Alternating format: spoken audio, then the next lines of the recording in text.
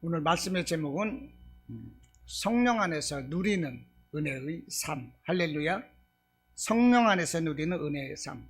여러분들 성령 받으시고 정말로 풍성한 은혜가 삶 가운데 있으시기를 축원합니다. 할렐루야. 세상이 풍성한 세상인데, 우리나라가 선진국인데, 그런데도요, 우리의 심령은 다들 어렵다고 말합니다. 다들 어렵대요. 이 경제적으로 풍성함으로 우리의 심령을 채울 수가 없어요. 다들 어렵대요. 그 전에 정주영 회장이 계실 때에 미국에서 무슨 주문 같은 게 있었답니다. 한 겨울에 잔디가 살아나는 그런 무슨 오더가 있었던가 본데요. 제가 그걸 까먹었어요. 그러나 그 말이 생각납니다. 이 박정희 대통령 때 어떻게 이 잔디를 이렇게 입힐 수가 있을까? 외국에 무슨 일거리 같은 것을 따는 그런 거였었나 본데, 정주영이가 머리가 비상한 거예요. 이게 산에다가 겨울에 보리씨를 뿌렸답니다. 이게 가을에 보리씨를 뿌리니까 겨울에 어떻게 돼요? 이게 파랗게 싹이 나서 이 보리가 파랗게 덮을 거 아니겠어요? 그러니까 멀리서 차를 타고 쓱 지나가는 미국 사람이 보고, 야, 정말 한국은 이 겨울인데도 잔디가 파랗게 자라게 하는구나. 이렇게 해가지고요, 미국에서 일거리를 땄다는 이런 얘기를 들었습니다. 이게 정주영의 기발한 이 아이디어인 거죠. 이 보리를 뿌려가지고서 보리씨를 뿌려갖고 잔디처럼 보이게 하는 거예요. 그런데 보십시오. 멀리서 보기에는요, 분명히 잔디 같아요. 이 파란색은 똑같아요. 그러나 그 보리가 잔디가 될 수는 없었어요. 절대 안 되는 것입니다. 여러분, 우리가 경제적으로 풍성하고 우리가 선진국 대열에서 이렇게 10위권 안에서 산다 할지라도, 그것이 우리의 심령이 평안이라든지 감사라든지 만족이라든지 그것을 주지는 못하더라고요. 다들 어렵다고 말해요. 당신 요즘 어떻게 삽니까? 기쁩니까? 이렇게 슬픕니까? 이것을 이렇게 점수로 매기라고 그러면 다들 어렵다고 말해요. 힘들다고 말해요. 사람들이 막 속 썩는 것이 너무나도 많습니다. 웃을 일이 별로 없어요. 웃어야 내 안에 엔돌핀이 돌고 내 건강이 병도 막 고쳐지고요, 좋은 일이 생기는데 웃을 일이 없어요. 너무나도 힘들어서 사람들이 웃음을 잊어버렸어. 그냥 근심 걱정뿐이고 만사가 귀찮은 거예요. 어디서 누가 밥 한 끼 먹자고 그래도요, 그거조차도 귀찮아. 그냥 혼자 있게 내버려 두라는 것입니다. 이 모두가 이 거대한 절망의 성에 갇혀버렸어. 지금 우리가 그런 세상을 살고 있다는 것입니다. 대한민국이 1위가 되는 거 있어요. 이게 뭐냐? 이것은 좀 기쁜 소식인데, 짧은 역사 가운데서 세계적으로 제일 빠른 이 경제를 선진국으로 도약했다는 거. 짧은 기간 내에 미국 경제학부 교과서를 바꿔야 된다고 그러잖아요. 지금 우리나라 반만년, 이 50년 만에 1950년도 6.25 일어났는데 그때 60불이 안 됐어요. 1960년도에 60불이었어요. 62불 국민소득이. 그랬던 나라가 지금 얼마나 잘 살아요. 불과 50년 70년 만에 이게 미국 경제 이 학부에 이 교과서를 바꿔야 된다는 거예요. 지금 한국을 배우자. 한국을 배우자. 앞으로 25년 후면 한국이 G2가 될 것이다. 이렇게 막 전망을 하고 있어요. 굉장히 기쁜 소식이죠. 그러나 슬픈 소식도 있습니다. 한국은 교통사고 사망자 수가 세계 1위요. 그리고 노인 자살률이 세계 1위. 그리고요, 청소년 자살률이 세계 1위. 우리가 이런 나라라니까요. 우리가 빨리빨리 외국 가도요, 한국 사람이 가면 빨리빨리라는 말을 안다잖아요. 빨리빨리. 참. 그런데 우리가 이런 이 슬픈 이 사실을 가지고 우리가 산다는 것입니다. 분명 경제 수준은 세계에서 뛰어나요. 그러나 행복 지수는 낮다는 것입니다. 이러한 우리 삶 가운데서 현실의 돌파구가 우리에게 필요하다는 것입니다. 할렐루야. 이 어려운 이 돌파구가 우리에게 있어야 되는 거예요. 그렇다면 이 어렵다 말하는 이 돌파구가, 우리 막 TV를 보고 그럽니다. 친구들 만나고 여행도 다니고 나름대로 뭐 오락 같은 것도 하고, 이런 것이 어렵다 말하는 이 현실 돌파구가 될 수가 있을까요? 안 됩니다. 저는 사실 하루 24시간의 삶이 시간과의 싸움이거든요. 여러분 아시잖아요. 제가 시간이 없잖아요. 남들은 투잡이라고 그럽니다. 저한테 투잡이래요. 어찌됐든 간에 저 시간과의 싸움을 하고 살고 있거든요.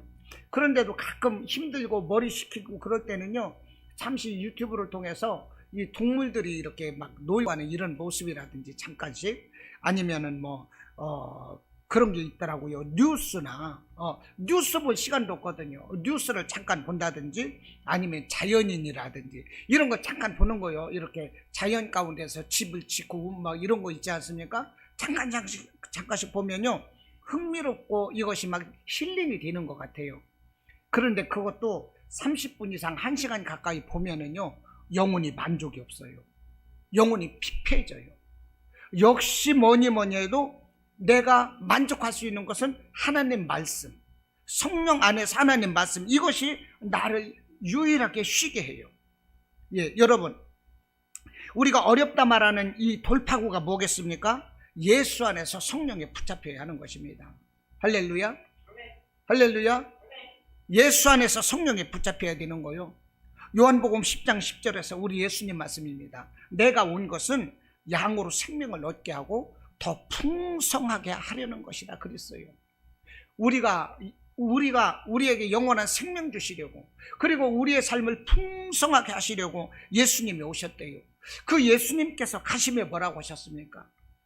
예수님께서 이제 승천하실 이후에 있을 것을 말씀을 하면서 요한복음 14장에서 그리고 16장에서 보혜사 성령을 약속하시는 거예요. 보혜사 성령을 약속하는 거예요. 그래서 이 제자들도요, 이 예수님을 만났지만 성령 받기 전에는 두려웠어요. 예수님을 모른다고 부인했어요. 예, 다들 피했습니다. 예수님이 고난받을 때. 그런데 성령을 받으니까, 오순절날 성령 받으니까 예수 전하는 걸 기뻐하는 거예요. 사람들이 막 대제사장 이런 사람들이 이 예수 전하는 사람들을 잡아다가 때리고 가두고 그 이름으로 말하지 말라, 예수 이름 전하지 말라 핍박을 하는데도 그 이름으로 인하여 능력받는 것을 기쁘게 여겼다. 사도행전 5장 40절 말씀인가 그래요.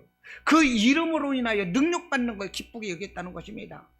우리는 우리가 들은 것을 전하지 않을 수가 없다는 거예요.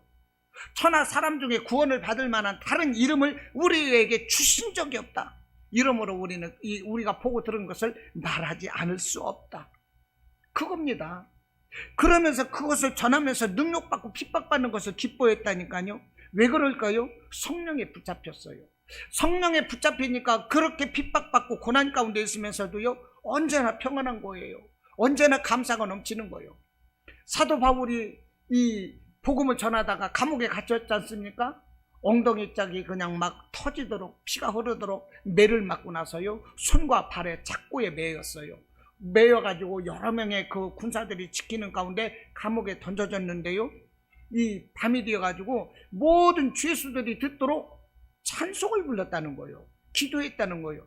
여러분, 우리가 감옥에 갇혔을 때 이유 없이 감옥에 갇혀서 언제 죽을지 모르는 그 상황에서 잠이 오겠습니까? 여러분, 노래가 나오겠어요? 기도가 나오겠어요? 그런데 사도 바울은 여러 사람이 들을 수 있도록 찬송했다는 거예요. 마음이 얼마나 평안했을까? 나는 죽어도 천국이야. 우리 주님은 나와 함께 계시오. 내 모든 것을 책임져 주시오. 이와 같은 확신, 이와 같은 믿음이 있었기 때문에 가능한 것입니다. 할렐루야. 어렵다 말할 때 우리는 예수 안에서 성령에 붙잡혀야 되는 거예요. 할렐루야. 여러분, 우리가 지금 영국 하면 어때요? 선진국이라고 말합니다. 저기 아프가니스탄이라든지 어디 중동전이라든지 미국이 계속 전쟁을 많이 참여했는데, 그럴 때마다 미국을 배후에서 도와주고 직접 참여했던 것이 영국이거든요. 그만큼 저력 있는 나라예요. 힘이 있어요. 경제적으로 선진국입니다. 그런데요, 영국 면적은 사실 우리나라 남북한 합쳐진 것보다 조금 클 정도? 크지 않아요. 이 영국이라니까요. 그 국민들도요, 우리나라 하고 비슷해요. 영국이. 그런데도 선진국인 거예요, 이게. 그런데도 선진국이에요. 그런데 이 영국이 언제 이 선진국이 됐느냐? 15세기까지만 해도 가난했다는 것입니다. 15세기면 언제겠어요? 1400년대인 거죠. 그러나 1500년대, 16세기 이후부터 영국은 발전하기 시작을 한 거예요. 그리고 17세기, 18세기에 정점을 찍고 19세기에 가장 잘 사는 나라, 1800년대, 이게 영국이었던 것입니다. 그래서 영국의 그 19세기 때 빅토리아 여왕 그때의 세계 경제의 그 패권 국가가 되었는데요. 영국이 그랬다는 거예요. 그 비결을 빅토리아 여왕에게 물었어요. 영국이 이렇게 잘 사는 나라가 된 비결이 무엇입니까? 그때 빅토리아 여왕 대답하기를, 모든 국민이 성경을 사랑하고 하나님 말씀을 기뻐하기 때문이다. 이렇게 말했다는 거예요. 할렐루야. 얼마나 멋있어요. 할렐루야. 아멘. 왜 아멘이 없어요? 아멘. 예, 크게. 예. 우리도 영국과 같이 이렇게 하나님을 이렇게 사랑하고 성경을 사랑하고 말씀과 성령 안에서 살면 우리나라도 희망이 있어요. 할렐루야. 우리 가정도 희망이 있어요. 나의 미래도 희망이 보이는 것입니다. 예. 방금 그 비결을 물었더니 성경을 사랑하고 하나님 말씀을 기뻐하기 때문이다. 이렇게 말을 했어요. 예, 그런데요, 이 영국의 그 발전 원인을 우리가 좀 더 제가 말씀드리길 원하는데, 보면은 많은 나라들이 이렇게 잘 사는 나라가 있습니다. 보통 100년꼴로 이렇게 잘 사는 나라가 이렇게 평균적으로 보면 이렇게 있는데요. 이 잘 사는 나라들 이렇게 보면은 독일이라든지 프랑스, 스위스, 영국, 미국 이런 나라들이 있거든요. 이런 나라들은 개신교의 나라다 하는 거예요. 개신교인들이 있는 기독교다 하는 거예요. 참고적으로 이 독일은 뭐라고 하느냐? 개신교인들을 루터란이라고 말합니다. 루터란. 프랑스는 개신교인들을 위그너 또는 유브너라고 말을 하고요. 스위스는 칼비니스트. 스위스 제네바의 그 칼빈이라는 깔뱅, 우리가 잘 아는 기독교 강요를 썼던 이 칼빈이 스위스 제네바의 시장이었었습니다. 그래서 스위스의 그 개신교인들은 칼비니스트, 그리고 영국은 퓨리턴이라고 합니다. 청교도라고 말을 하는 거예요. 이 퓨리턴, 이 청교도인들이 종교의 자유를 찾아서 미국을 가는 거예요. 그렇게 해서 미국이 이제 세계 경제를 지금 잡고 있는 것입니다. 자, 이와 같은 상황인데 영국이 어떻게 돼가지고 이렇게 세계 선진국이 되었는가, 그거를 보면요, 프랑스의 잘못된 정책이 있었습니다. 이게 언제냐면 1572년도 8월 24일 날인데, 이 8월 24일 날은요, 매년 성 바돌롬의 이 축제일로 정한다고 그래요. 프랑스 그 천주교에서요, 성 바돌롬의 축제일인데, 이 천주교 지도자들과 이 국가 지도자들 간에 이 합세해가지고요, 기독교인들, 개신교들을 모여라, 그렇게 한 거예요. 개신교인들에게 자유를 주겠다. 그러면서 개신교인들을 한 날 모이게 했어요. 그날이 성 바돌롬의 축제일인 8월 24일입니다. 그래서 기독교인들이 모였을 때 그들을 한 사람 한 사람씩 다 찔러 죽여버렸어. 그래서 그날 죽은 사람이 3,000명이었어요. 그리고 10월 말일까지 2달간에 걸쳐서 7만 명을 죽였습니다. 개신교인들을. 프랑스에서 1527년도 8월 24일부터 10월까지 이렇게 해서 개신교인들이 7만 명이 죽었다는 거예요. 그러다 보니까 이 개신교인들이 프랑스에서 살질 못하고 다 해외로 도피하는 것입니다. 이 1500년대 때는요, 프랑스가 세계를 제패할 만큼 선진국이었던 것이죠. 그런데 이 기독교를 박해하다 보니까 이 기독교인들이 다 망명을 하는 거예요. 그런데 유럽 지역, 그 해양국가 아니겠습니까? 그러면서 막 배를 타고 도망가는 거예요. 그때 영국의 엘리자베스 여왕 2세 때 이제 그 영국 엘리자베스 2세 이 여왕이요, 정책적으로 아주 훌륭한 사람이요. 20대의 여왕이 돼가지고요, 뭐 50년인가 그 왕의 자리에 있었다고 그러더라고요. 그런데 이 여왕이 생각을 하는 거예요. 이 프랑스는 선진국인데 개신교인들을 핍박을 해서 그들이 해외로 배를 타고 도망을 갈 것 같으면 그들을 영국으로 모셔와야 되겠다. 그들에게는 많은 자원이 있다는 것을 엘리자베스 여왕이 알고 있는 거예요. 그래서 프랑스에서 배를 타고 이 도피하는 사람들을 영국에서 다 받아주고요, 한 지역을 내주고 집을 내주고 일자리를 보장하고 정착할 수 있도록 이 생활을 그들에게 보장해 줬다는 것입니다. 그래서 프랑스에서 이 도주하는 이 기독교인들을 붙잡고 물어보니까 당신은 무슨 기술이 있습니까 하니까 나는 뭐 재련 기술이 있다고 한다든지, 그때 재련 기술 같은 건 상당한 기술인 거예요. 이 쇠를 녹이고 강쇠 만들고 막 이런 것들 여러 가지 기술을 가지고 있는 거예요. 그런데요, 이 프랑스인들이 영국에 와서 한 장소를 이제 지정해서 거기서 정착을 하고 살고 있는데 거기에서 기술이 나오는 것입니다. 거기에서 기술이 나오는 거예요. 영국의 그때는 영국은 해양국가인데요. 예, 알지 않습니까? 해양국가인데 영국에서 쓰는 대포가 구리로 되는 대포라고 그럽니다. 근데 이 구리가 값이 비싸기 때문에 이 구리로 이 대포를 대량 만들어내기도 힘들고 이 구리가 약하기 때문에 이 무기로서의 효용성도 그렇게 강하지 않다는 거예요. 그런데 프랑스에서 이 망명했던 이 위그노들이 이 쇠로 된 대포를 영국에서 만들어내는 것입니다. 그러니까 값싼 쇠로 튼튼하게 대포를 만들으니까 그 위력이 대단하고요, 그것을 가지고서 만들어서 수출도 할 수가 있게 되고, 또 영국에서는 해양 국가들이다 보니까 해적들도 많고, 그러다 보니까 각 배마다 이 대포를 사서 장착을 해서 그 자기 배를 지키고 이러면서 해양 국가로서 해양 대국으로 이렇게 바로 쓰게 되는 거예요. 이게 이 영국이 이런 이 정책, 이 엘리자베스 여왕 2세 여왕이 이런 이 정책을 펴서 해양 강국을 이루었다는 것입니다. 그리고 이 위그노들이 이 프랑스에서 망명한 그 개신교 위그노들이요, 증기기관차를 만들었습니다. 그러니까 이것이 산업혁명의 시발점이 되는 거예요. 이거를 만들어 가지고요, 막 물건을 만들고 뭐 하면은 대량 운송할 수가 있는 거예요. 사람들이 그걸 타고 이동할 수가 있고요. 뭡니까? 예, 산업혁명의 그 활성화를 막 그걸 이루게 되는 거예요. 그리고 또 그 위그노들에 의해서 만들어진 것이 방직기계를 만들었다는 것입니다. 방직기계, 옷 짜는 기계. 예. 그런데 그전에는 이게 옷을 어떻게 짰습니까? 물레를 돌려서 짰어. 물레를 돌려서. 그런 노래 있잖아요. 한밤이 지났느냐 돌아라 물레야. 물레를 돌려가지고 옷감을 짰는데 이 프랑스에서 이 망명한 이 위그노들에 의해서 방직기계를 만들다 보니까 기계로 그냥 광목을 대량 만들어내는 거예요. 옷감을. 그래서 세계의 광목시장을 석권했다는 것입니다. 이렇게 하다 보니까 영국이 어떻게 돼요? 선진국으로 막 달려가는 거예요, 이게. 그러다 보니까 그 옆에 또 독일이 있거든요. 아니, 독일에서 눈치를 챘어. 아니, 저 영국이 왜 그렇게 갑자기 잘 사는 것이냐.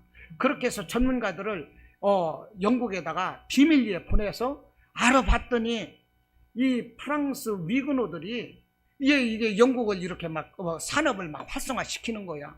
그래가지고요, 이 독일에서도 야, 영국으로 안 가고 또 독일로 오는 사람도 있을 거 아니냐, 배를 안 타고 또 망명하는 사람들이 있을 거 아니냐, 그들을 우리에서 받아주자 해가지고요, 독일에서도 그 사람들이 이제 정착할 수 있도록 이 망명자들을 막 우대하는 것입니다.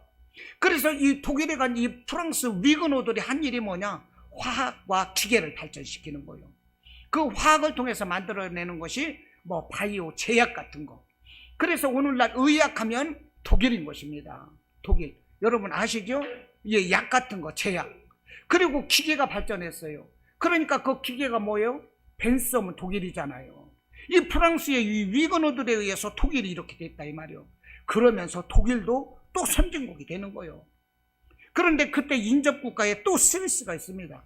스위스는요, 산악국가예요. 산이 많아요. 그런데 스위스 제네바에 그 제네바 시장이 누구였느냐면 칼빈이었습니다. 칼빈은 본래 프랑스 사람이에요. 프랑스 사람인데 이 스위스로 가서 이 사람이 이제 그 시장을 하고 있는데, 이 칼빈이 27세에 기독교 강요라는 엄청난 책을 쓰는 것입니다. 기독교 강요. 사실은요, 저도 책을 사놓고 다 못 읽어봤어. 엄청 많아가지고. 읽은 책은 많지, 다 못 읽어봤어요. 그런데 27세에 이 기독교 강요를 썼다니까요. 제2의 성경과 같은 거. 이것이 기독교 강요인 거예요, 이게. 근데 이 칼빈이가 이제 스위스 제네바에서 시장으로 있다 보니까 이 스위스로 망명했던 이 프랑스 위그노들이 우리 스위스에서 이 프랑스 이 망명자들이 살 수 있도록 좀 배려해달라. 그렇게 해가지고요, 이 칼빈이라는 사람이, 예, 그래, 그러면 당신들에게 한 지역을 주겠다 해서 이 스위스에서 이 제공하는 이 지역은요, 산악지역이다 보니까 한 산악지대 하나를 그들에게 주었어요. 근데 스위스에서 여러분 하나 물어볼게요. 스위스에서 뛰어난 것이 뭐가 있습니까? 예? 시계.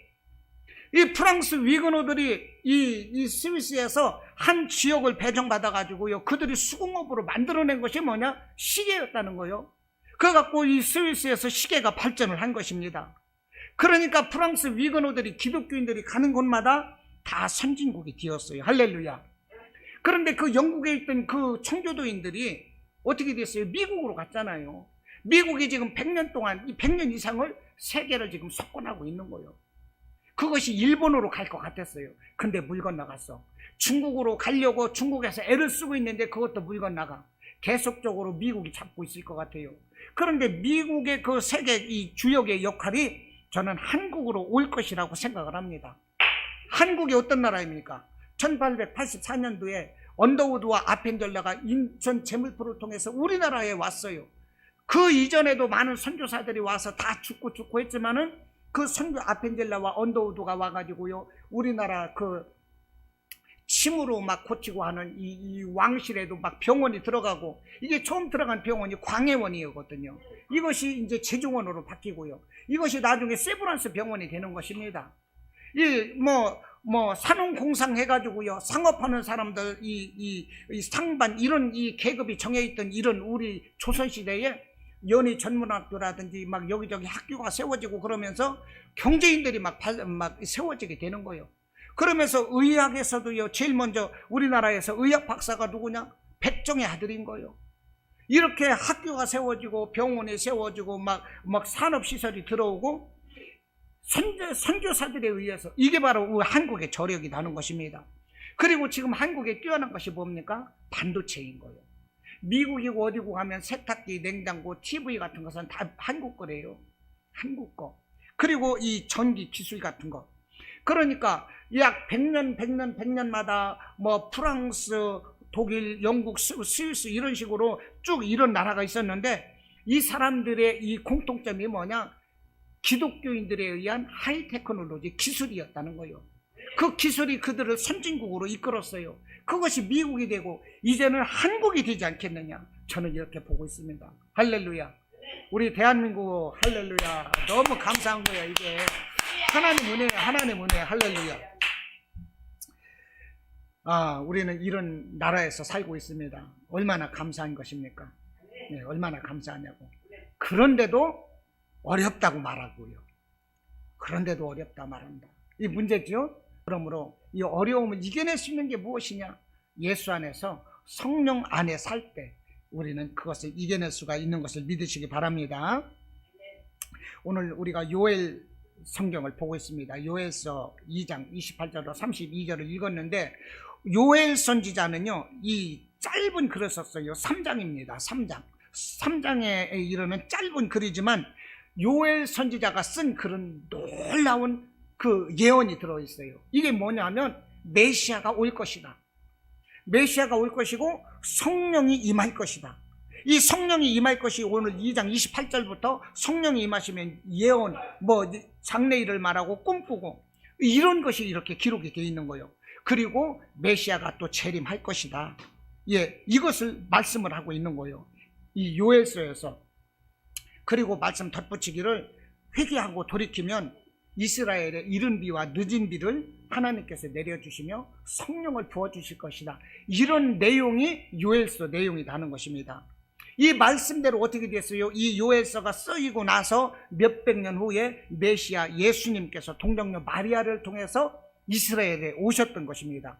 그리고 십자가에서 죽으시고 사흘 만에 부활하셨어요. 부활하시고 40일 후에 승천하셨습니다. 승천하시고 나서 제자들이 열흘간 기도할 때 비로소 오순절날 성령이 제자들에게 임했어요. 그러니까 요엘서에서 예언했던 그 모든 것들은 다 성취되었다는 것입니다. 할렐루야. 다 이루어졌어요. 예.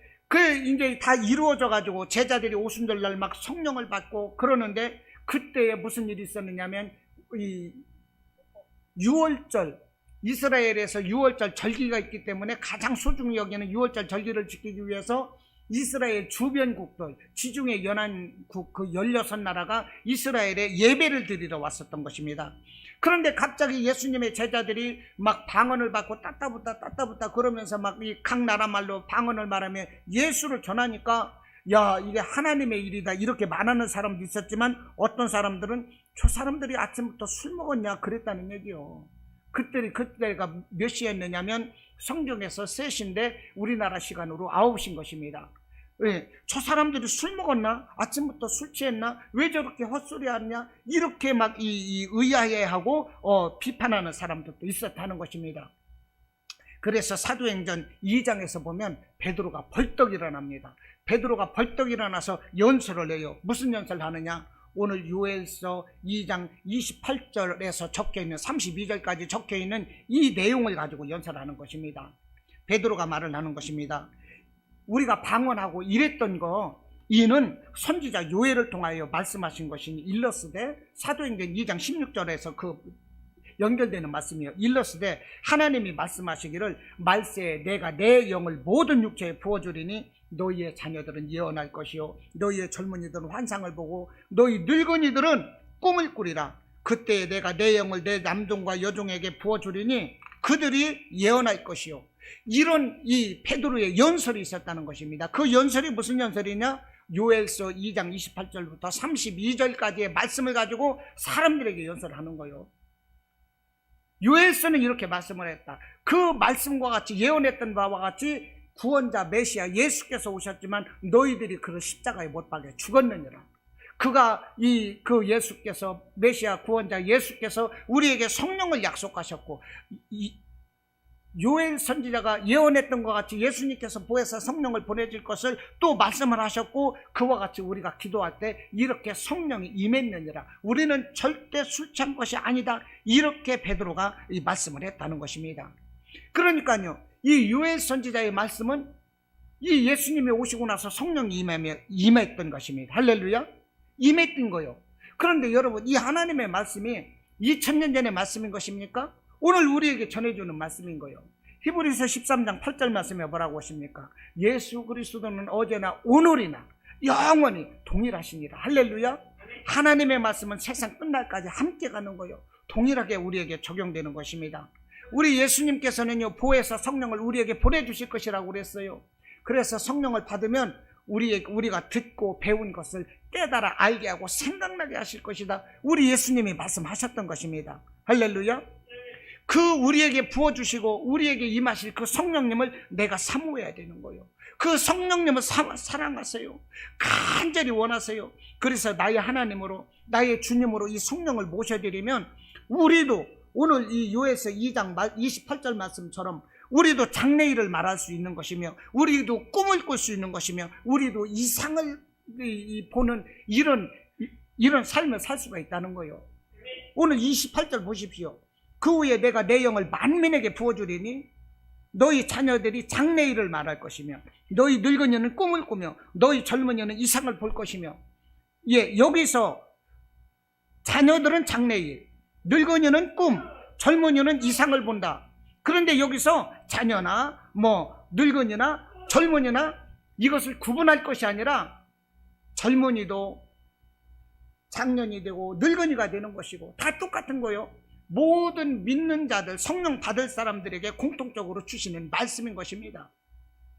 그러니까 우리가 성령 안에서 살면 어떻게 돼요? 우리가 장래일을 말하게 되는 거예요. 우리가 꿈을 꾸고 환상, 이상, 이 비전을 갖는다는 것입니다. 이 무슨 말씀입니까? 목적 있는 삶을 산다는 거예요. 목적이 이끄는 소망의 삶을 살 수가 있다는 것입니다. 할렐루야. 여러분, 아무리 우리가 경제적으로 이 부흥을 하고요, 선진국이라 할지라도요, 내가 희망이 없고 소망이 없으면 목적이 없는 삶을 살아요. 목표 없는 삶을 살아요. 그것은 막 사는 것입니다. 그냥 술 취하고 될 대로 되라 이렇게 사는 거예요. 여러분, 우리는 장래를 말하고 꿈꾸며 이상을 보는 이런 목적 있는 삶, 할렐루야, 목표를 가지고 소망 가운데 살아가는 이런 삶을 살아야 하는 것입니다. 할렐루야. 그러므로 세상이 아무리 어렵고 희망이 없어도요, 내가 성령 안에 있을 때는 절대 낙심하거나 주저앉지 않는 것입니다. 그러나 내가 이 눈에 아무 증거 아니 보이고 정말로 이 귀에 아무 소리 아니 들릴지라도 내가 성령 안에 있으면 나는 미래를 꿈꾸며 소명하는 자가 되는 것입니다. 할렐루야. 항상 소망하며 내가 미래를 꿈꾸며 노래하는 이런 자가 된다 하는 거예요. 믿음으로 사는 자는 그 꿈을 반드시 이루고 승리하게 되는 것입니다. 할렐루야. 여러분, 꿈을 가지고 살기를 원하십니까? 예, 믿음으로 정말로 성령 안에서 살기를 바라요. 성령 안에 살면 여러분, 우리에게는 부족함이 있을지라도, 몸이 아플지라도 그 사람에게는 소망이 있고 감사가 있고 평안이 있고, 그럴 때 네 믿음대로 되리라 하는 것처럼 기적은 일어나는 것입니다. 할렐루야. 믿음으로 사는 자가 하늘 위로 받는 거요. 찬송가 384장. 믿음으로 사는 자는 하늘 위로 받겠네. 무슨 일을 만나든지 만사형통하리라. 아멘. 무슨 일을 만나든지 만사형통하리라. 아멘. 예, 정말로 우리는요, 이 어려울 때 예수 안에서 성령에 취해 살아야 되는 것입니다. 할렐루야. 술 취하지 말라 방탕한 것이니, 성경 말씀 있잖아요. 우리는 예수 안에서 성령에 취해 살아야 되는 거예요. 할렐루야. 자, 성령을 의지하면 삶의 방향을 이끌어 주십니다. 누가요? 성령이. 우리가 성령을 의지하면 우리의 삶의 방향을 이 성령 하나님께서 이끌어 주신다니까요. 며칠 전에 설교 말씀을 듣다 보니까 순복음 도봉교회 김용준 목사님 그런 말씀을 하시더라고요. 자기 동생이 공부를 잘했답니다. 그래서 연세대학교에 그 특채로 원서를 냈대요. 이 성적 순으로 해서 들어가는 거야. 그런데 이 연세대 합격이 될 줄 알았는데 낙방이 됐어요.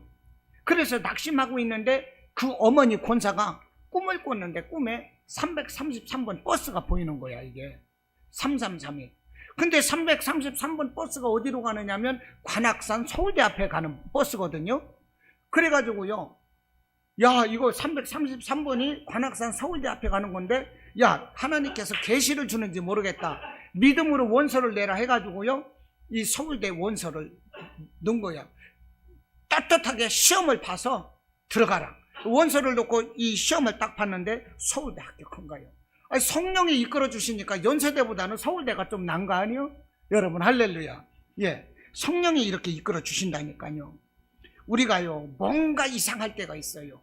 그거는요, 하나님께서 막아주실 때가 있더라고요. 뭔가 자꾸 꼬이고 안 돼. 하나님께서 안 돼, 이거거든요. 한번 생각해 봐야 돼. 우리 믿음의 사람들은요, 꿈을 통해서라든지 뭔가를 사람을 통해서든지 우리 하나님은 이끌어 주신다니까요. 할렐루야.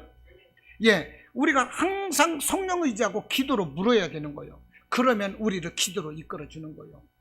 이 찬송가 400 말씀처럼 험한 시험 물속에서 나를 건져주시고 노한 풍랑 지나도록 나를 숨겨주시는 그 하나님의 은혜. 할렐루야. 우리가 성령을 의지하면 성령께서 우리의 방향을 이끌어 주신다는 것입니다.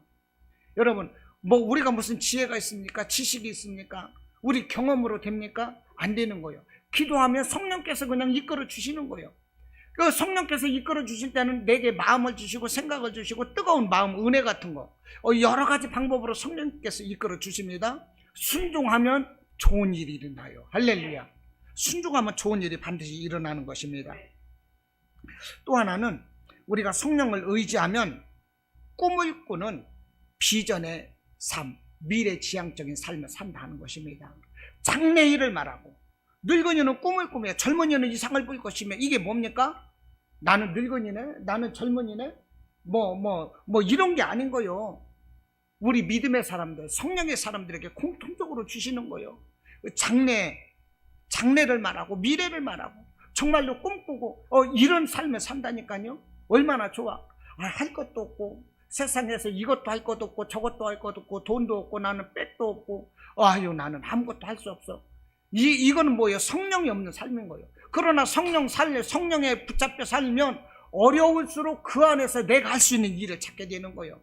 어려운 그 가운데서 나를 세워주시는 하나님의 은혜를 내가 체험하게 되는 것입니다. 이것이 성령 안에서 사는 비전의 삶이라는 거예요. 아무리 어려워도 하나님을 의지하고 이 성령 의지해서 살면 어려움 가운데서 그들은 반드시 승리하고 꽃을 피우게 되는 것을 여러분들 믿으시기 바랍니다. 할렐루야. 조용기 목사님이요, 처음부터 큰 교회였습니까? 아닌 거요. 처음에는요 천막교회였어요. 천막교회요. 처음에는 조그맣다가 나중에는 넓혀지고, 천막도 기술이 없으니까 처음에는 천막이 이렇게 삐딱하게 쓰러지는 천막이었어. 어떤 사람을요 이 전도를 해왔어요. 그랬더니 이 전도를 하니까 전도가 쉽지 않잖아요. 전도를 몇 번 하고 해가지고 어렵게 해가지고 전도를 해왔는데 보니까 천막교회거든. 그래서 이 천막교회라는 것을 가지고 뭐라고 하더라는 거예요. 그런데 이 천막 속에 어떻게 됐냐면요, 제가 책을 읽어보니까 그러더라고요. 이 가마니를 깔아놓고 예배를 드리는데 비가 오면 비가 새가지고요 축축하니까 거기서 버섯들이 대가리를 들고 일어난다는 거예요. 버섯이 다 가만히 되기위해서. 그리고요 개구리들이 들어와서 개굴하고 막 그런다는 거예요. 그러니까 버섯을 벗삼아서, 자연을 벗삼아서, 개구리를 벗삼아서 그 안에서 예배를 드리는 거예요. 그리고 여의도 이 순복음교회 그때 조용기 전도사 때는요 사람들이, 가난한 사람들이 막 몰려오는 거예요. 대전에서, 부산에서, 전라도에서 가난한 사람들이, 상인들이 몰려와가지고요 과일 가게 이고 다니며 팔다가 그거 끌고 이 천막으로 들어오고, 생선 장사 오는 사람이 생선꾀쩍 들고 이 천막으로 들어오면 냄새가 얼마나 납니까?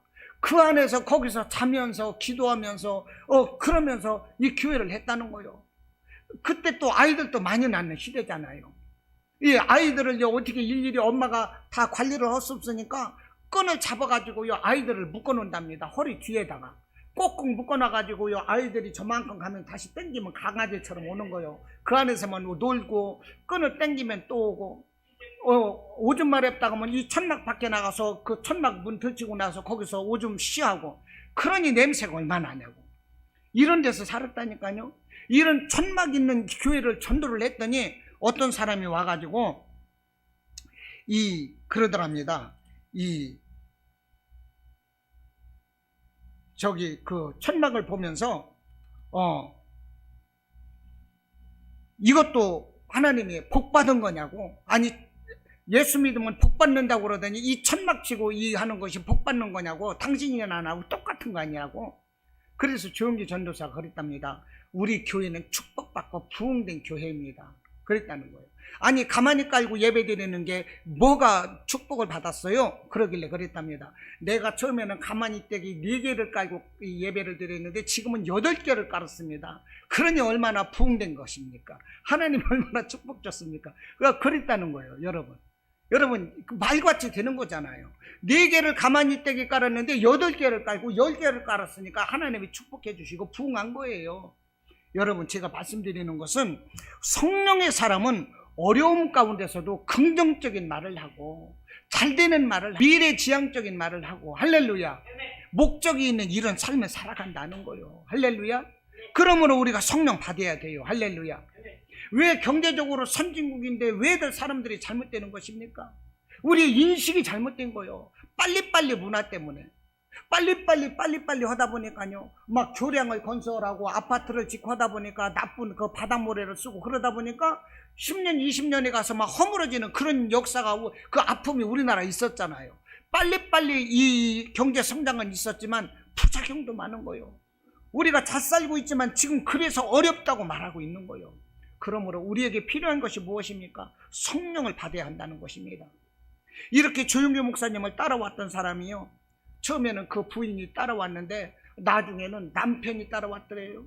남편이 따라왔는데 남편이 술 주정뱅이가 돼가지고요, 이 술을 취해가지고 교회 와가지고서 앉아있는데 술 냄새가 막 진동을 하는 거예요. 술 냄새가 진동을 하고, 그러면은 막 술 냄새가 막 나오고, 막 새벽 예배 드릴 때, 이 저녁 예배 드릴 때마다 예배 드리는데 와서 그냥 막 이렇게 막 농담하고 잔소리하고, 여기 교회 오니까 술 맛이 더 좋다, 이런 얘기 나오고 막 그러는 거예요. 근데 그 사람이 은혜를 받고 나더니 술을 딱 끊더라는 것입니다. 술을 딱 끊어. 그리고 그 자녀들이 막 구두 닦기 하고 막 소매치기 하고 막 그랬는데요, 그 자녀들이 공부할 길이 열리는 거예요. 그 술 주정뱅이가요, 이 술을 딱 끊고 나더니 일거리를 찾아가지고요, 돈을 벌어오기 시작하는 거예요. 그래서 그 자녀들이 그 구두 닦기 하고 그 소매치기 하는 애들이 공부를 해가지고요, 어떤 사람은 교수가 되고, 어떤 애는 의사가 돼서 미국에 있고, 어떤 사람은 목사가 되고, 이런 일이 있었다는 거예요. 이게 뭡니까? 이게 성령인 거예요. 성령. 할렐루야. 성령. 우리에게 필요한 건 지금 성령인 거예요. 할렐루야. 우리에게 다른 건 아무것도 필요 없어요. 오직 성령인 것입니다. 여러분, 성령 받기 위하여 힘쓰시고 성령을 내 주인으로 모셔드리기를 바라요. 할렐루야. 시간이 많이 가는데요, 또 우리가 성령을 받고 우리가 꿈꿔야 되는데, 그러나 꿈꾸는 자는 고통을 수반하게 된다는 것입니다. 꿈을 꾸는 자에게는 고통이 따라올 수밖에 없어요. 이 고통을 감내고 이겨내야 되는 거예요. 꿈이 없는 자는 막 살아요. 그러니까 고통도 없습니다. 그냥 살다 죽으면 되는 거예요, 까짓거. 그러나 내가 목표가 있고 나의 미래, 나의 장래를 꿈꾸는 사람이라면 그거를 위해서 달려가거든요. 참고 인내하거든요. 고통이 있다는 것입니다. 그러나 그 고통을 참는 만큼, 내가 성령 의지해서 기도하고 예수님 안에서 사는 만큼 내게는 평안이 있고 감사가 있는 거예요. 그리고 모든 것을 이겨낼 수 있는 힘이 되는 것입니다. 우리 하나님은 그 기도, 그 의지, 그 인내하는 그 신앙을 결코 헛되이 보지 아니하시고 헛되이 받지 않으신다는 것입니다. 반드시 보상해 주시는 것입니다. 성경 속에서도 보면요, 이 큰 인물들일수록 우여곡절이 많았어요. 여러분, 아브라함 보십시오. 그냥 아브라함 됐습니까? 하나님이 말씀을 하실 때 그 뜻을 이루기 위해서 얼마나 많은 고난이 있었냐고. 응? 누이로 이런 것도 물론 자기 부족함이지만 모든 것이 하나님 말씀을 받으면서 그 꿈을 이루기 위해서, 오죽하면 그 아들까지도 제물로 바치라고 그럴 때 그 아들까지도 바치는, 자기는 바쳤지만 그 사라는 바치세요 허락하지 않았거든요. 아마 분명히 집에 가서 부부싸움이 있었을 것 같아. 당신 돌았냐 미쳤냐, 하나님의 아들 바치라고 한다고 아들을 잡아 죽이려는 애비가 어디 있냐, 막 그러지 않았겠어요? 여러분, 고난이 있는 거예요. 그러니까 왕이 돼서 40년 이스라엘을 다스렸어요. 그러나 이 왕이 되기까지 얼마나 많이 쫓겨다녔냐고, 사울에게 얼마나 많이 쫓겨다녔냐고. 정말 피눈물 나는 고통이 있었던 것입니다. 이와 같은 모든 시련을 이겨낸 사람만이 승리하게 되는 거예요. 우리가 꿈을 꾸면 이런 것을 이겨내야 되는 거예요. 제가 여기 이 반월에 오기 전에 광명시에서 있었다고 그랬잖아요. 광명시 제가 있었던 교회는 부유촌 아파트 앞에, 그 옆에는 좀 서민 아파트, 임대 아파트요. 임대 아파트다 보니까요, 이 사람들이 임대 아파트에 있는 그 슈퍼는 굉장히 잘 돼요. 사람들이 임대 아파트니까 돈이 사실은 좀 이렇게 부족하잖아요. 그런데도 돈이 있으면 오늘 벌어서 오늘 막 쓰는 거야. 소주 사 먹고 싶은 거 뭐 거기는 참 잘 돼. 그러나 부촌 아파트에 있는 슈퍼는요, 안 돼. 사람들이 내일을 생각하는 거예요. 전략하는 거예요. 여러분, 꿈을 꿀 때 우리에게 고통이 올 수가 있어요. 그것을 이겨내시기를 바랍니다. 자, 마지막으로 우리에게 주는 교훈이 있습니다. 이게 뭐냐면 32절 말씀 한번 보겠습니다. 누구든지 여호와의 이름을 부르는 자는 구원을 얻으리니 이는 나 여호와의 말대로 시온산과 예루살렘에서 피할 자가 있을 것이며, 남은 자 중에, 여기 남은 자 중에 나 여호와의 부름을 받을 자가 있을 것임이니라 그랬어요. 이 남은 자, 이 남은 자에 대해서 말씀을 드리고자 하는데요, 이 남은 자가 누구냐? 엘리야 선지자가 갈멜산에서 이 불을 내리는 대결을 하고 그 바알 선지자들을 다 죽였지 않습니까? 그런데도 이세벨이가 또 죽이고자 할 때 이 엘리야 선지자가 그 북이스라엘에서 국경을 넘어서 남유다의 부엘세바까지 멀리 피해서 하루길 광야길로 더 들어가서 숨었을 때 하나님께 그러는 것입니다. 이스라엘에는 나 혼자 남았습니다. 아무도 없습니다. 하나님 섬기는 자들은 다 죽고 나 혼자 남았습니다. 내 힘으로 부족합니다. 너무 부족합니다. 이런 이 한탄을 하나님께 할 때 하나님께서 뭐라고 말씀을 하시느냐? 남은 자가 7천이다 이랬어요. 내가 나를 위해서 남겨놓은 자가 7천이다는 것입니다. 여러분, 이 남은 자가 무엇입니까? 하나님의 말씀을 붙잡고 마지막 시대를 믿음으로 살아가면서 하나님 나라를 선포하고 이루어가는 사람, 이 사람들이 바로 남은 자인 거예요. 할렐루야. 믿으십니까? 하나님 나라를 위하여 정말로 하나님 나라를 이루어가는 사명자, 이 사람들이 남은 자인 거예요. 여러분, 우리가 바로 남은 자인 것입니다. 우리가 하나님께서 세워놓으신 이 시대에 남은 자가 되어야 되는 거예요. 그러면 이렇게 어려운 이 시대에, 사람들이 다 어렵다고 말하는 이 시대에 우리가 하나님 나라를 세우는 이 사명자로서 어떻게 살아갈 수가 있는 것인가? 내 힘으로 능으로 한대요. 오직 하나님의 영, 성령을 의지하고 살아갈 때 남은 자로서의 사명을 감당할 수가 있다는 거예요. 할렐루야. 믿으십니까? 아멘. 제 말이 어려워요? 할렐루야. 아멘이시죠? 남은 자로서 우리가 살아가야 돼요. 그러려면 우리가 성령에 충만해야 되는 것입니다. 성령 충만해서 살면 문제될 것이 아무것도 없어요. 우리 예수님 말씀을 하셨습니다. 너희가 환난을 당하나 강하고 담대하라. 내가 세상을 이겼노라. 이겨는 세상 우리가 따라가는 거예요. 그냥 주님의 업혀서 우리가 가는 것입니다. 아무것도 아닌 거예요. 할렐루야. 어려운 시대를 우리가 살아가고 있습니다. 성령 안에서 살아가야 되는 것입니다. 그러면 우리가 어려움도 이겨요. 우리에게 닥쳐오는 모든 시험도 이깁니다. 문제를 두려워하지 않습니다. 우리는 강하고 담대한 그런 용사가 되는 것입니다. 여러분, 어렵다고 말하는 이때에 위축되고 두려워 떨며 숨는 자가 아니라 예수 이름으로 성령 의지해서 가난과 질병과 자녀와 내게 있는 모든 문제, 내게 다가오는 세상 모든 유혹, 이런 것을 다 이기고 날마다 승리하는 복된 성도 여러분들이 되시기를 주님의 이름으로 축원합니다. 아멘. 할렐루야. 아멘. 우리 이 시간 기도하겠습니다. 말씀은